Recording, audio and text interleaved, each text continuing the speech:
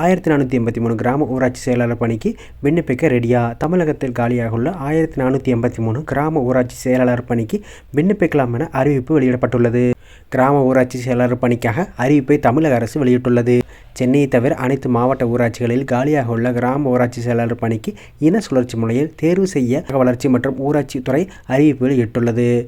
பதவியின் பெயர் கிராம ஊராட்சி செயலர். காணிப்பணி இடங்கள் எண்ணிக்கை 1483. விண்ணப்பிப்பதற்கான கடைசி தேதி 9/11/2025. கல்வித் தகுதியை பொறுத்தவரை 10ஆம் வகுப்பு தேர்ச்சி பெற்றிருக்க வேண்டும். வயது வரம்பை பொறுத்தவரை பொது பிரிவினருக்கு 18 வயது முதல் 32 வயது வரை இருக்க வேண்டும்.